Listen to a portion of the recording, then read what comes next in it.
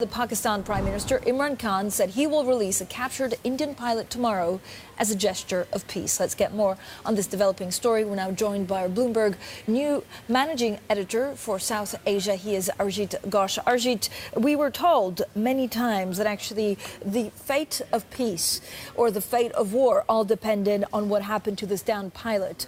With the release tomorrow, are the tensions really de-escalated? That's a very good point, and I think it does kind of lower the tension. But I must put a spanner in the works here that India has always been saying that it wants to see Pakistan take concrete action on terrorists, including the leader of the groups that have claimed responsibility for the attack on Indian troops early this month, before it can actually go ahead and talk. But having said that, this development is definitely helpful because in India, the voters, because as you know, elections are coming very soon, have been demanding that this pilot is returned.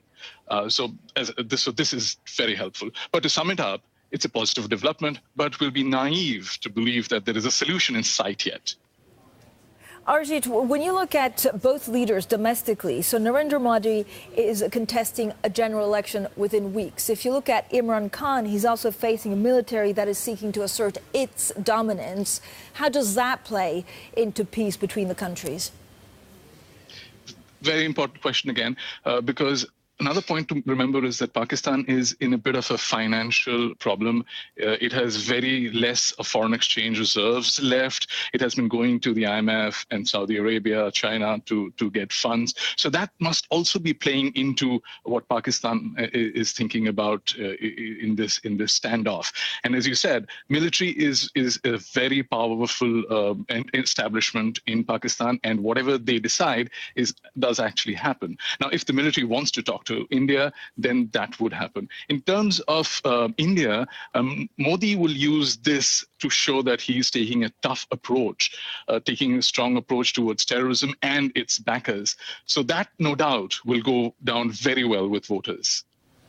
Arijit, there is a length of Pakistan which is borders on two Pakistans as well. Who is assisting Pakistan in the last 24 months and in the 5 years forward? Is it the United States, or has China regained an influence?